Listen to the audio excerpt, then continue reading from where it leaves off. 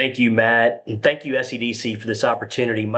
As many of you know, and Matt, certainly my first SEDC event after all these years was in Oklahoma City, and it's one of the best conferences that I've been to. And just on the heels of that, to have this opportunity is very much appreciated. Covering a topic that I think that is extremely important, and I am grateful for again Courtney to take the time to join our team. As you mentioned through those introductions. Leotta Location and Design is now Location Design Group. Many of you that I know, colleagues and friends that may know that here today. I have joined the ATK Energy Group family of companies back at the end of April who operate in the electric utility services industry, and we've added a lot of staff talent, resources, and are expanding our program beyond strategic sites through our strategic sites inventory or SSI program into lead generation and all sorts of other things to help move the needle, as Matt said, for communities' competitiveness and economic development.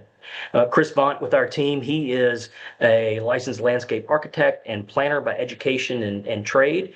And Chris will lend some perspectives on the academic side and in the practical side for application of planning and land use principles for economic development. And of course, many of you know Courtney, as Matt mentioned, leading the site selection practice for Burns McDonnell. Courtney's been around in this industry for a long time, but her background in planning as well, community development and planning, and in project finance, all of these things really lend themselves to being more effective when it comes to communities being competitive. So all that said, I want to make sure that we keep this an open discussion. As we go through some themes here, I'll ask a few questions to get the engagement started. But by all means, if you have something you want us to expand upon or you question our logic or opinion, please by all means jump in and let's not wait to the end, as Matt said. Let me say right up front that the reason for this is in all the site readiness work we do, the overwhelming majority of net new acres that we identify for industrial and commercial development are not currently in alignment with their highest and best economic development land use through local zoning, future land use and zoning. And that's not a shock, right, to most. But the issue is that I'm going to state the obvious. Uncertainty equals risk. Risk equals let's find somewhere that doesn't have the same risk. And the idea of having to go through a land use amendment and a rezoning process for most companies and site selection consultants can be a huge red flag, even if that community has the support from our local planning and zoning boards and their elected officials and even their constituency. Just the I think being accustomed to that being a protracted and sometimes very messy process can get you eliminated if you don't have your land use and zoning in order. That's really the purpose of this discussion here today. All right, so before we jump in, I want to ask Chris and Courtney, just they have a few words just to kind of follow on that and set the stage for our discussion today. You can go first, Chris. I appreciate it, Courtney. Thank you so much. Hoyt, nice to see you.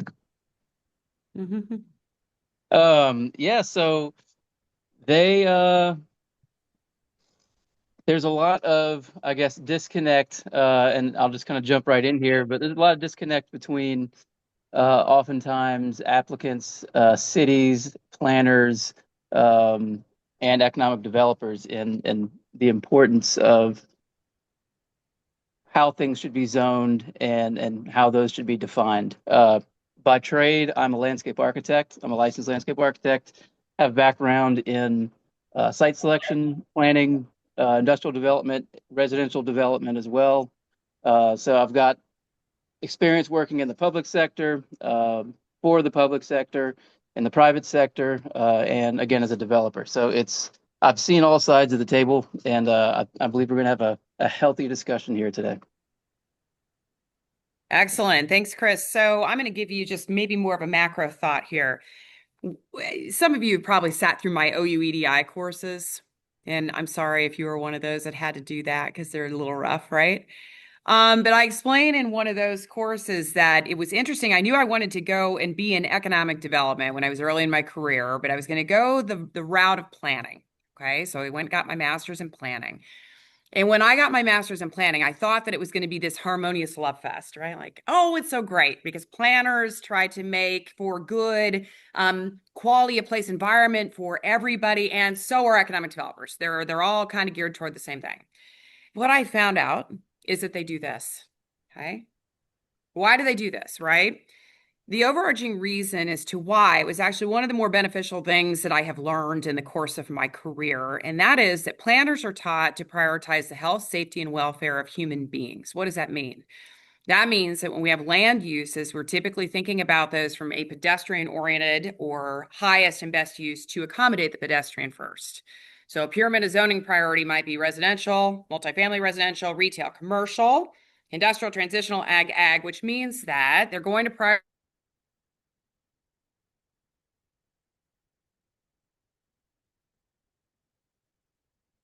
Courtney, if you can hear us, looks like to bring into the you're back. city in a way that is going to prioritize those human needs over industrial. And that puts you guys as economic developers in a very tough position because they are not thinking about the access to built environment resources, the access to the community when they make those decisions, right?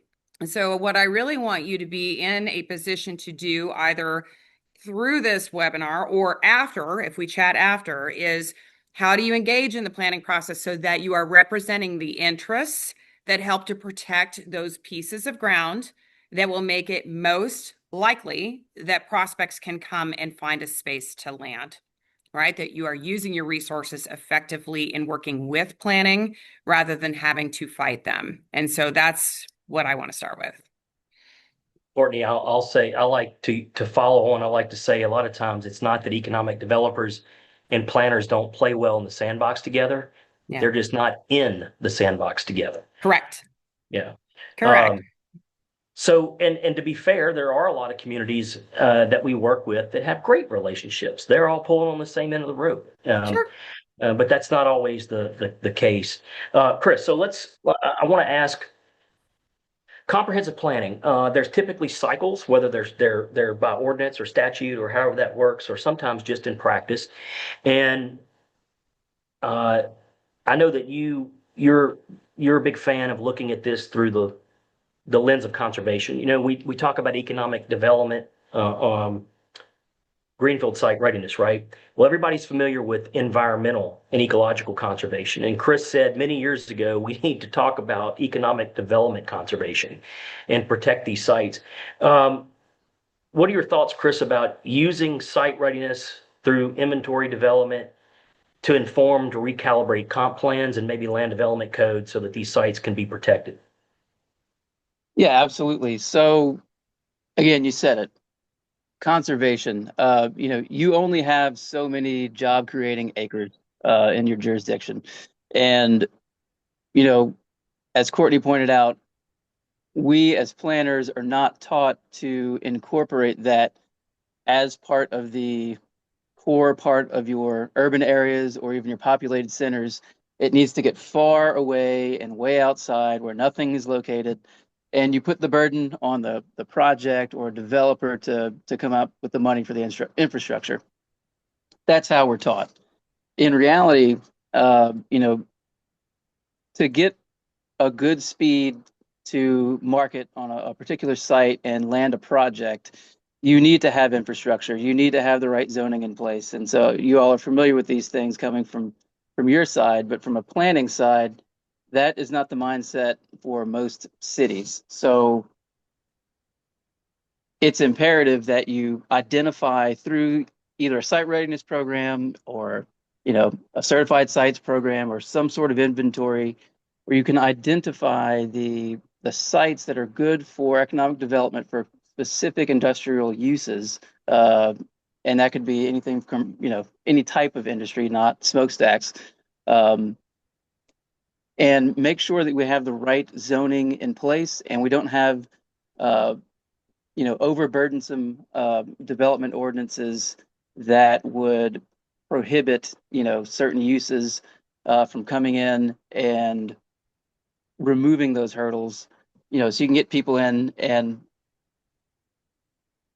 coming up with a way to protect those sites and that acreage is, I think, paramount for all communities that want to win projects. Because as you know, it's very competitive out there. A company, if you get a hurdle or a roadblock in city A and city B says, hey, look, we've got a clear runway for you, that's where they're going to go.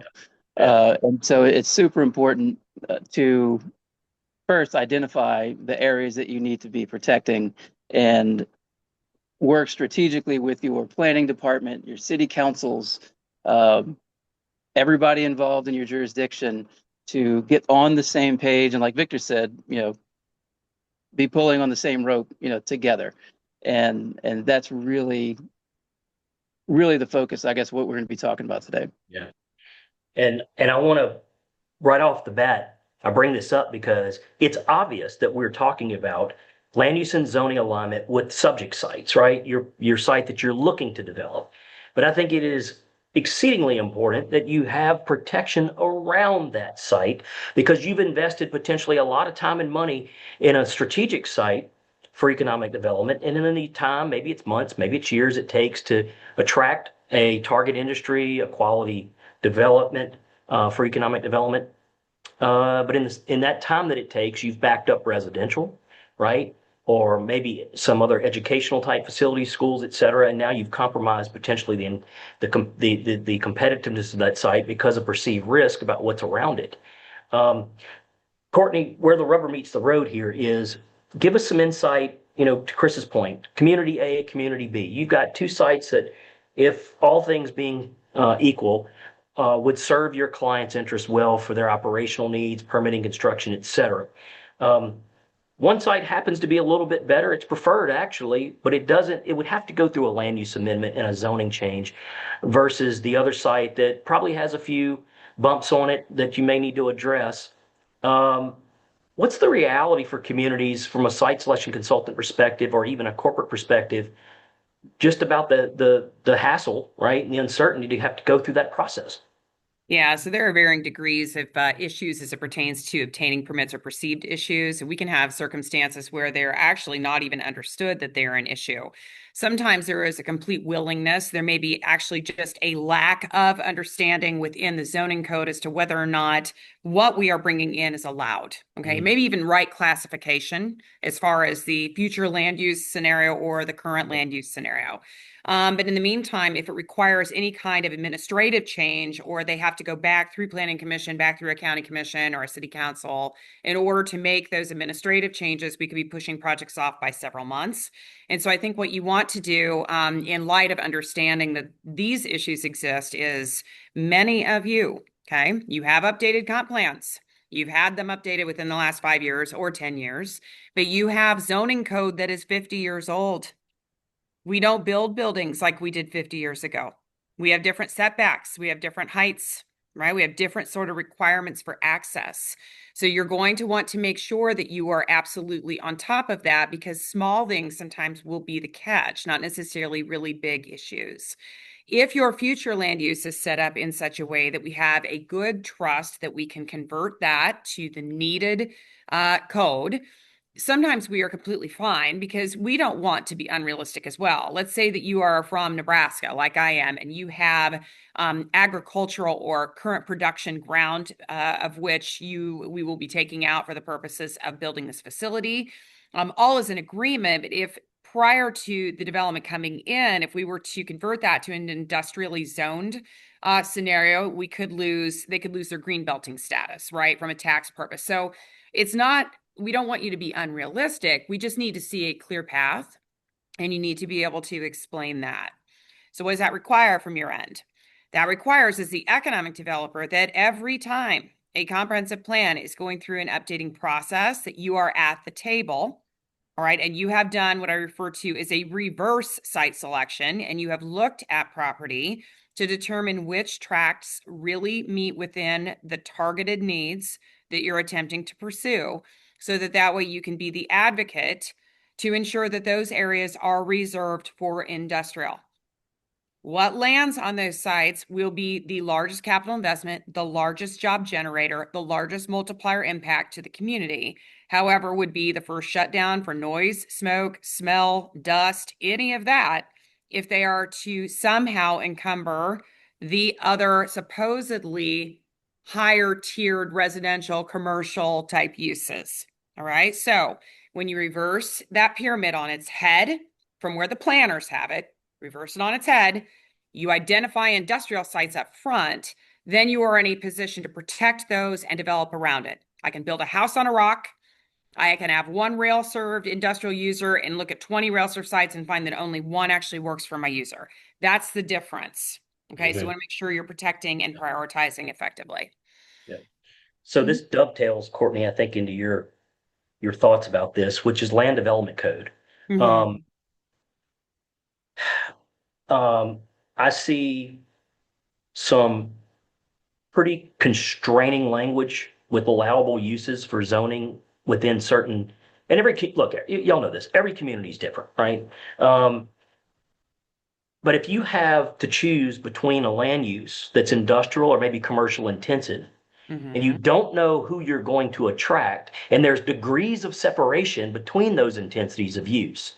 But it's an onerous process to go through a land use amendment. Now, maybe it's easier if you're going from industrial to commercial intensive, or even commercial intensive to industrial and not residential to industrial. And I understand that, the impediments or the lift in that regard. But I have seen the first time I saw this was in Suwannee County, Florida, and I'm not sure they invented it. Maybe they did, but they changed because of that. And Florida has some there's some different metrics or requirements in Florida for land use amendments, but they came up with an employment center designation that had a broader set of allowable uses because of the uncertainty, right? But you can still restrict what you put at that location. What I think it avoids is maybe having to go through another land use amendment when the right project comes along. You just miss the intensity by some degree of separation. Are there best practices to help change land development code so that you have something that's a little more liberal, but also doesn't get carried away with open-ended land uses? You going to Chris first on this one? You want to Yeah, do? I'll Yeah, go ahead, jump Chris. in real quick. I remember that particular code you're talking about in Suwannee. And what they did there is they took several of their again, it's employment centers. They took several of their zoning designations and sort of found everything that overlapped and made a single designation, left out, the super heavy stuff. And anything that wouldn't work, say in a employment center, business park slash maybe there's multifamily on the edge of it kind of scenario. And it was really pleasant to see a county take that step and implement something like that, because too often, and I for a long time was, and to a certain extent still am, a new urbanist and a advocate of smart growth. However, smart growth is a fun term. And what often happens with comp plans and these land development codes is the planner goes, they put their academic hat on, and they go to their pre-chewed smart growth, copy and paste, and then that's where your land development code comes from. And that doesn't, it wasn't formulated around economic development. And so too often that's what I see. You go from one county to the next, and it's just, again, copy and paste, and the same old zoning designations that don't work for communities that want to land projects fast. Yeah. Yeah, Courtney, I'll let you jump in there. Yeah, so from my perspective, what does this all mean? I'm looking at all these faces on the computer. This means you must be present, right? You're going to have to be involved in the process of these sorts of either a redo, reconfiguration, or at least a rethink as it pertains to a lot of your codes. Because if you are not in the room, they are not necessarily going to think about it from this angle. Chris and I were chatting, and Victor too, about if you go to an annual American Planning Association conference, they're huge, by the way.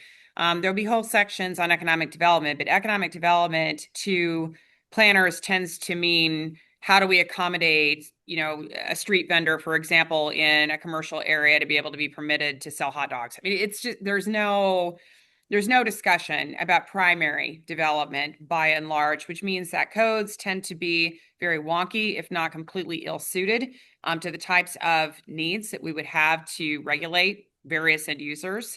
I'll be honest with you, I think that you're better, and in many instances, we'll see it managed better at the local level if you were to see more subdivision regulation with individual covenants on a per park basis. And I will tell you from a site selection perspective, you are not going to hurt my feelings if you've been involved in the process and you have a development for which you have a certain class or standard that you want to be able to meet, whether it be certain square footages, heights, building materials, landscaping. If our project does not fit, it's fine. Sometimes I'm going to bring you things you don't want. Just tell us now. Don't get us all the way to the table, right? Where we wasted a lot of time in the meantime. It is completely fine for you to have character and you can have choice as to what you want to do. What I will tell you as it pertains to planning is that when we send an RFI for a major industrial type company, it can be a very clean tech sort of scenario, maybe something that's heavier. Regardless, they don't make decisions based on it just being nice in the industrial park. They're making it based upon a set of business case scenarios of workforce, tax environment, logistics, up and down line demand and supply, who they're selling to, who they're buying from, et cetera.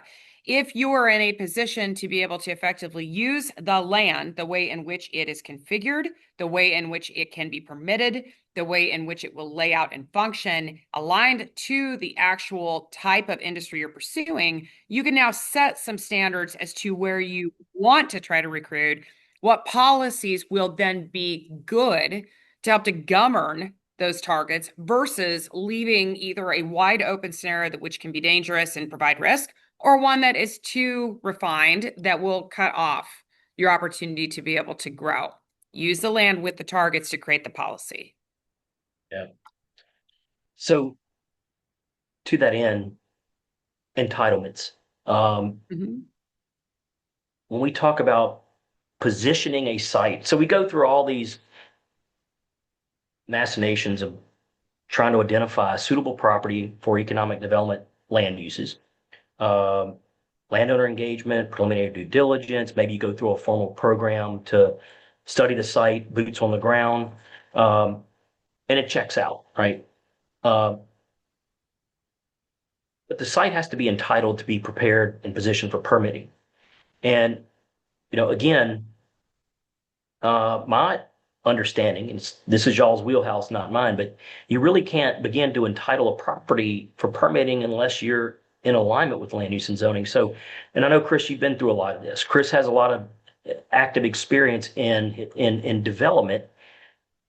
How does that help when you're or hurt the process? What are some of the practical implications of that from entitlements perspective? So I'll use an anecdotal example. So, and part of my one of the hats I wear is I develop and build rental subdivisions, or BTR developments, if you've heard of them. And most jurisdictions have not accommodated for that type of development. They don't know about it. And, when you present it to them, they just sort of give you a blank stare, and you have to spend an inordinate amount of time educating the council, the planning department, the mayor, everybody, planning commission, just the staff, and you end up lobbying and trying to go through a variance process and, square peg, round hole kind of thing.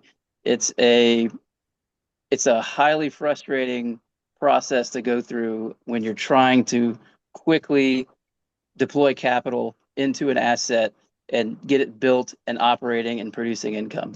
And that's what we're talking about here, is projects.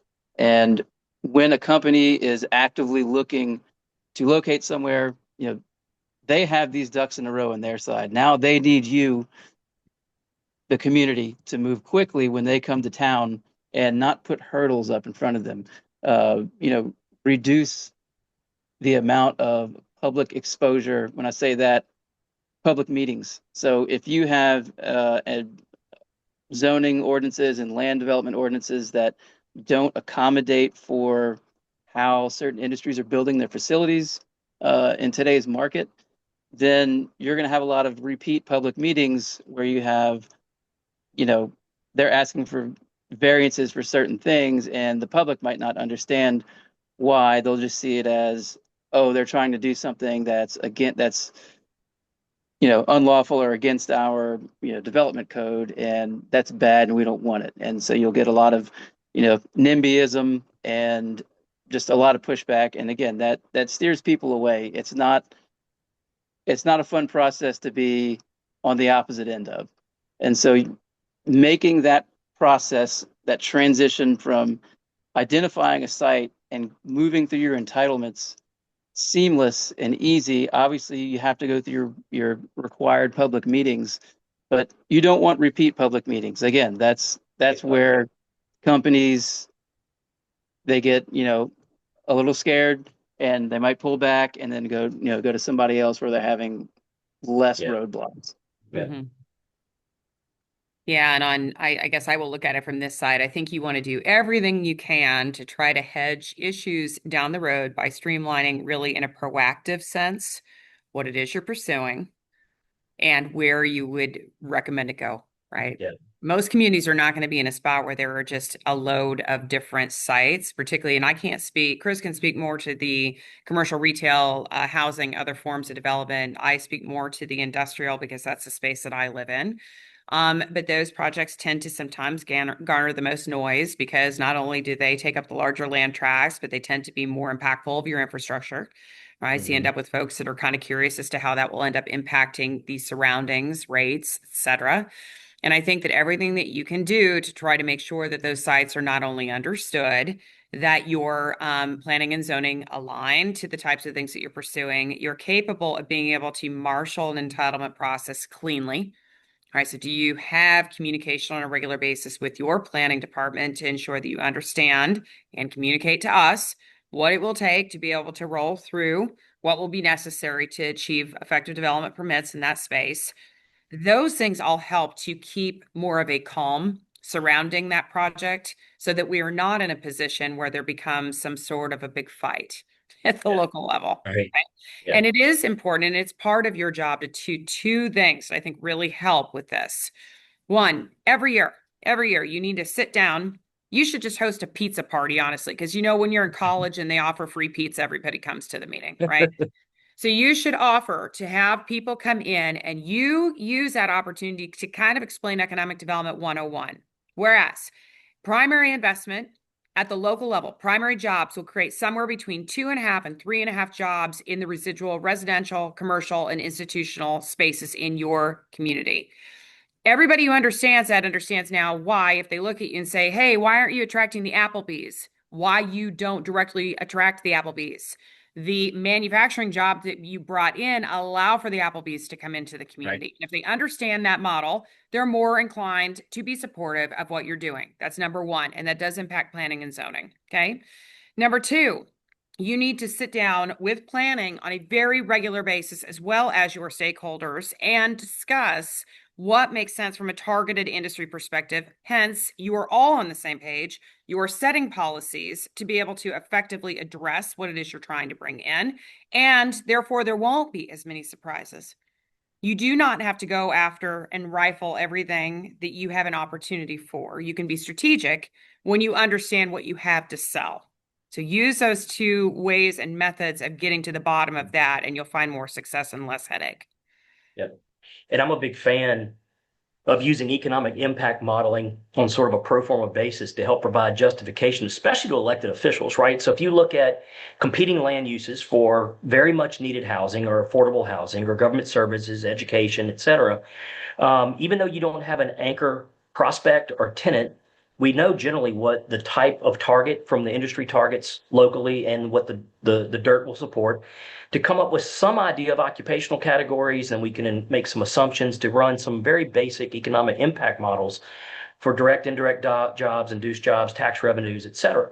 And then if you model the competing land use, the delta is your opportunity cost for letting it develop from something other than its economic development, highest and best use. And I think that can go a long way with solidifying consensus in districts about going through the process of amending land use and zoning to be prepared.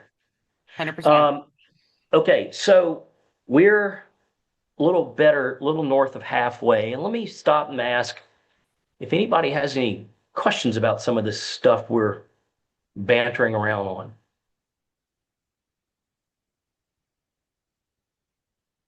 Don't be All right. afraid, you guys. You got Midwest Direct here. I'm happy to answer anything. I'll say Yeah. anything too. Feel Yeah. free.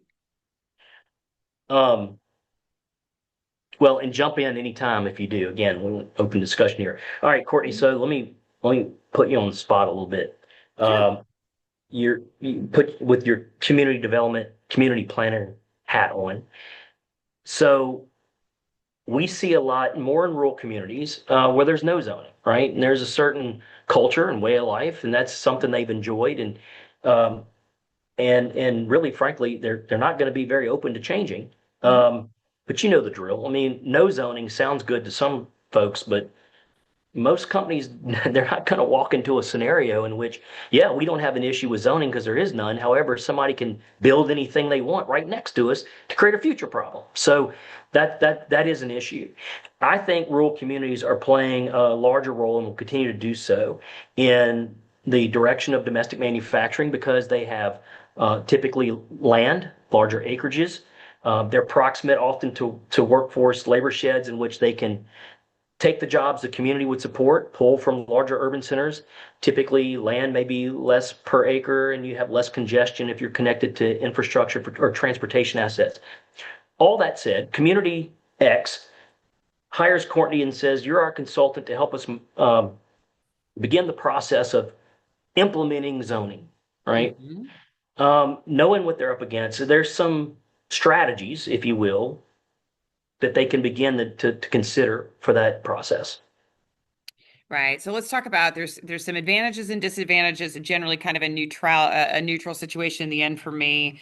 But I will talk to you how you can spin this if you were in that boat. Okay. So if any of you are in a spot where you are in a county of which there is no zoning, it can be viewed as both a positive and negative. However, I don't know if anybody is on here from Mid-America Industrial Park. I think they're one of the best examples of taking and spinning a positive out of actually having no county zoning. So I'm going to tell you how I think they do it and why I think it's worked very, very well. So in the instance of where they are, there's no county zoning. That also means that they are capable of taking a lot of the reviews of things such as fire, some of your building permit type of requirements in-house because they don't have any county supervision necessarily over that.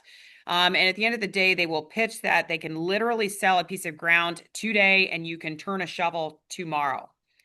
Now that's attractive to a lot of folks, right? Because we're not held up by a bunch of regulations. The Right. only the only kind of permitting that you're really going to run into prospectively as a problem is making sure that you're not having to deal with wetlands, right? So Corps of Engineers is really the only other line that you're going to end up with as far as an issue.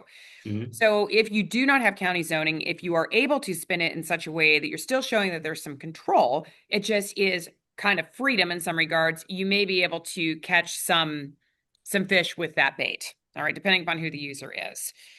Now, as I think about it from a site selection perspective, I've got a couple of energetics projects I'm involved with in site selection at the moment. Those require really significant buffers. We understand that we need to have that buffer based upon what it is that we're doing. And so at the end of the day, we have written that in as far as a requirement of the actual site.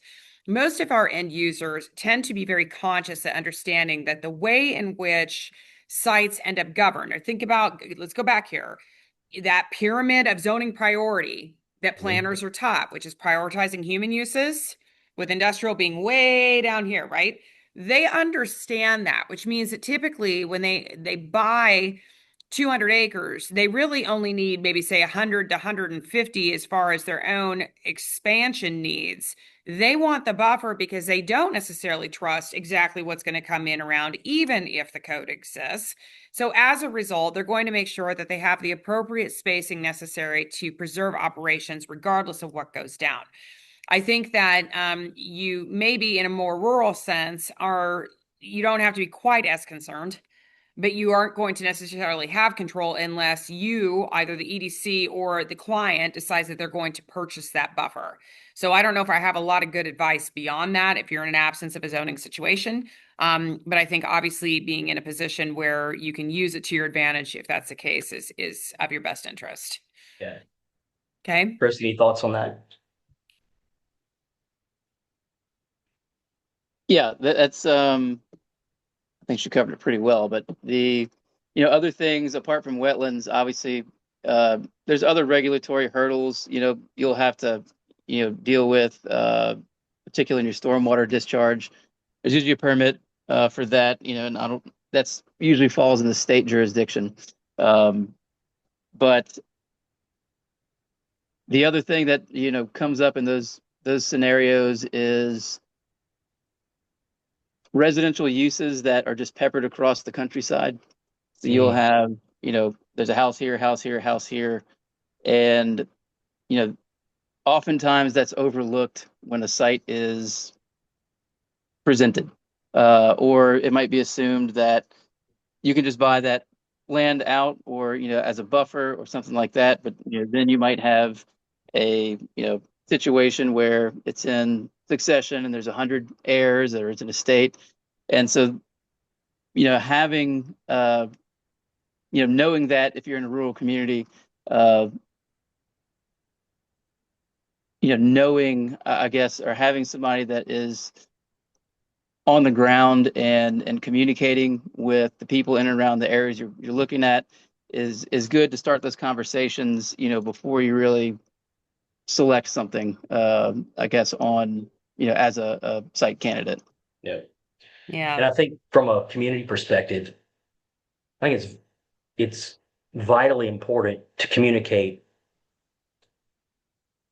what land use is not going to be as much as it's what it could be, so that you can reinforce the fact that this is not open-ended and you're not going to run counter to what the identity, right, and the culture of the community looks like.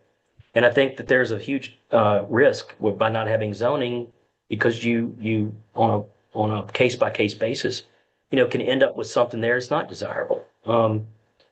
And then the other aspect of this is political cycles, right? So whether it's local, whether it's at a county commission level, in Louisiana, parish president, and we have at the municipal level, right? Those are cyclical.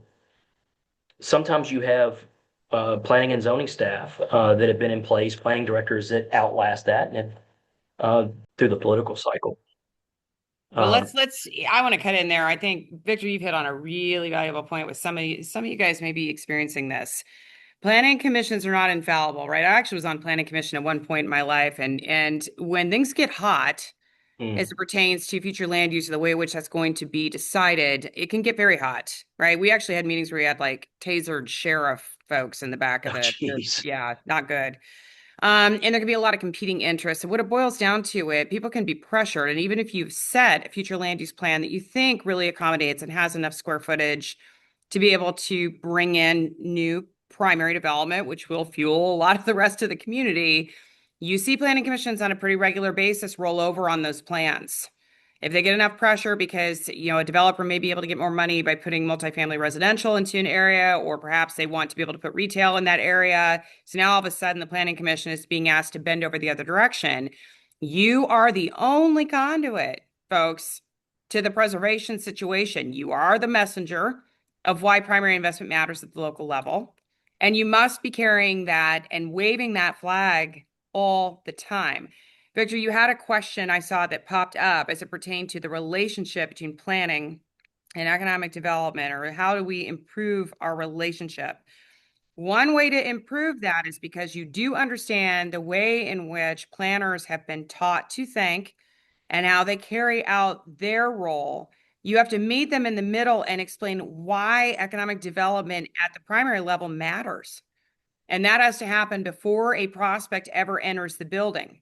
So if you have a regular, let's say monthly sort of, or you could call it bi-monthly if you want to, sort of situation where you sit down and you talk about, here are the types of things we believe we have a market to be able to pursue. these are how we're planning to do it. When they come in and develop, it's usually this kind of sizing. They usually need these kinds of attributes. This helps the planner to be able to make better prioritization of their capital improvements, that they are trying to grow the sewer lines in a certain direction or your water lines in a certain direction, that they're doing it in a way that supports this primary development you're trying to attract. Okay. Where it gets awry is when you've not talked to these planning folks until all of a sudden you have something that is going to look like a bomb to them, that's coming in to eat up half their wastewater plant capacity, and they don't know how to handle it, right? So they should be part of your team. You have your utility providers, you've got your regional and your state economic development folks. You have a variety of hosts of players on your teams. That planning person needs to be on your team on a regular basis. Okay. Well, Let me and I echo think maybe, go ahead, Chris. Let me echo something you said there. Understand the planner. Part of that process, and I don't know how many of you have done this, but economic developers really should have a thorough understanding of your land development code and your zoning ordinances. I mean everything, like the small print, the references to tables, all of it. And if you take the time to do that before reaching out and trying to garner a relationship with planning and zoning, you have to, I think it's a little more than meet them in the middle. Just go to their house, okay? Speak their language. Figure out, like Courtney was saying, what are you needing? And then find where you're not getting it in your ordinance and in your zoning code. And I think that's where the healthy discussion starts on, how can we be proactive? And yes, absolutely, an olive branch, throw a pizza party, once a month or whatever, bring them food and sit down and have these discussions. And, if it's something that needs to be changed and codified, bring it before your councils and your mayors and, whoever's running the county. That has to be an ongoing, proactive, system, and it's not you can't fix it overnight. And the other thing I'll add is you said sewer capacity as one example. If there are dollars to expend in a proactive manner to model your water capacity, your sewer capacity, and plan with those utility departments as well, not just your planning and zoning, because they sort of operate in this little bubble, and then that's oftentimes separate from your utility people. Utility people also need to be at the table. You need to communicate with them. This is the area that we're going to see this kind of growth, and these are typical capacities. So let's plan ahead and invest money into modeling when and where to upgrade infrastructure to stay ahead of this stuff. Again, so they don't just get it dropped in their lap, because economic development is famous for I need 7 months of work yesterday, all of a sudden. And that's you can do that work ahead of time, and again, by everybody just playing in the same sandbox, give them something actionable to do when you're trying to fix these zoning issues or remove land development hurdles. But that's again an open relationship and constant communication, sharing data also. I know, Victor, we've had this frustration thousands of times with publicly traded utilities, where we're trying to get a certain electrical capacity near a transmission line. And there's even, intra-departmental stuff at these companies where the ED people can't get the information from the transmission people because of, Homeland Security reasons or something, or they just don't talk. And so, you get that, and it's getting everybody to share their information and their data on a regular basis, is a great place to start. Yeah. And Chris, look, excellent point about economic developers doing their homework and educating themselves on their local land comp plans, land development code. I think it would be great, if there was just some basic education in a just comprehensive planning process or community planning process. Same token, I'd love to see more planners, and I know there's been plenty, but I'd love to see more planners take a basic economic development course. Just to have more vernacular and understanding of the hurdles and things that we're all up against on a daily basis. The other thing is, As long again, as I you're go putting back that to, one in there, I'm going to say that they should go on from basic to OUEDI because I'm the current dean and I would love to torture you all with more of this information.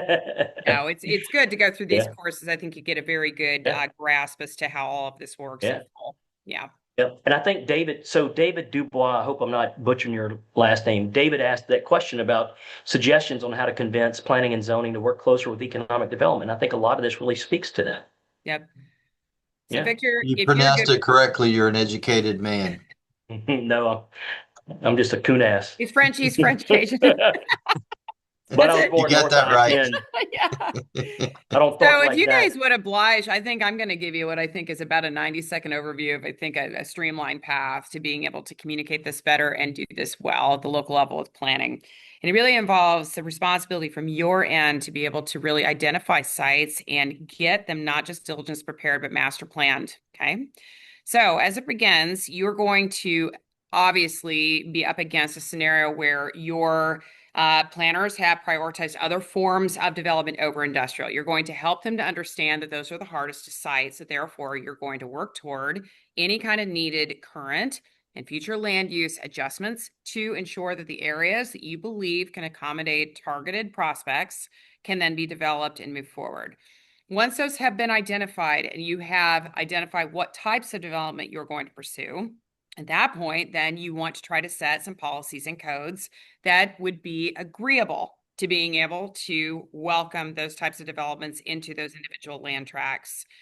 At the point at which that's understood, we want you not only understanding the diligence, but master planning those sites such that we understand optimization of both the natural and built environment, avoiding encumbrances, easements, understanding how to be in a spot where you can accommodate things like rail, and then determine what's lacking. If we don't have water all the way to the site, how far?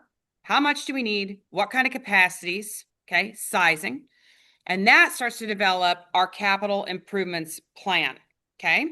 The capital improvements plan, then the planners are able to look at, and the next time they are trying to identify where funds should start shifting and what areas need to have attention to grow toward. They're able to see that upfront, not when you're in a panic, not when a prospect shows up, when you're in planning phases to incrementally get budget set aside to get it built out. It not only helps your relationship with the planners, but think about who the planners report to. They report up to a planning commission. They may report up to county commissioners or to city council. And if they're in a spot where they are put in a very bad position because these are not understood, capacities are not understood, budget is not understood, and there's no priority, that leads to poor relations. So you doing upfront work to identify targets, plan and have diligence completed on the sites, align them appropriately, communicate, and set capital improvements should drastically improve not only your effectiveness at attracting, but your effectiveness in working with your partners. Yep. It's a great point. And I do think engaging your local elected officials, whether municipal or county, and district by district, to understand why this topic of land use and zoning is so vitally important, so that you can begin to get some understanding on their part, what's at stake, right? For jobs and tax revenues, long-term community growth and prosperity, and the detriment that this could pose, and to make sure that you begin to build that political support on a district by district basis. Absolutely. Yeah. All What other right. questions do we have, Victor? Just David. Oh, come on. I know somebody's got a question for us. Maybe David has more questions.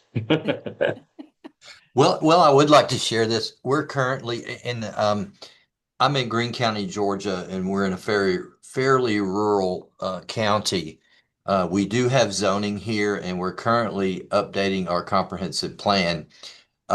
It seems like, though, that the normal way that they've been operating here, and I've been here almost 4 years in this position as economic development director, but they really didn't include economic development people in anything as far as planning and zoning. And so that's what I'm kind of knocking on the doors of the silos and saying, hey, I need to be included in this because I've been working with this client for a year and a half, and now you're telling them they can't build on this parcel that they were looking at. So um, they suggested that I take some planning and zoning classes. So I did.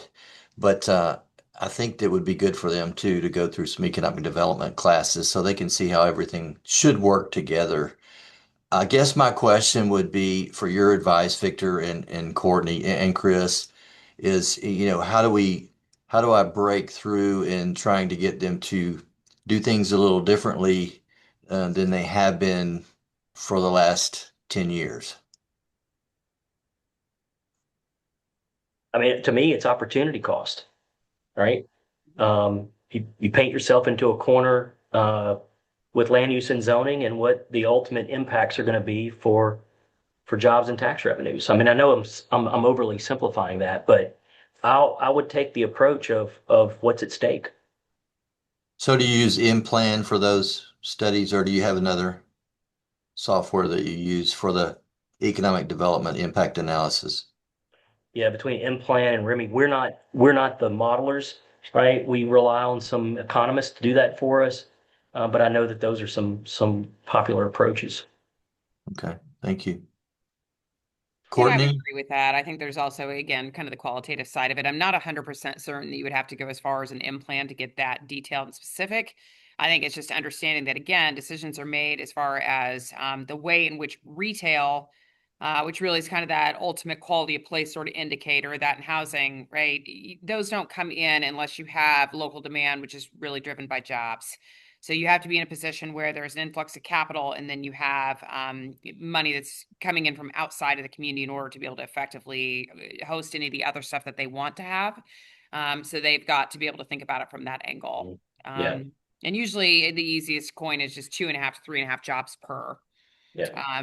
in the secondary and tertiary And one other thing cycles. too, because Implan is not inexpensive, and if you have academic resources that you can reach out to, a lot of times through those various departments, through economics departments, you can find some major professors and or grad students that can assist with that. Because again, you're not using this to go out for a bond finance issue or anything like that. I mean, this is strictly to provide just some sort of data points to help drive the argument home on the importance of protecting your sites for their highest and best economic development use.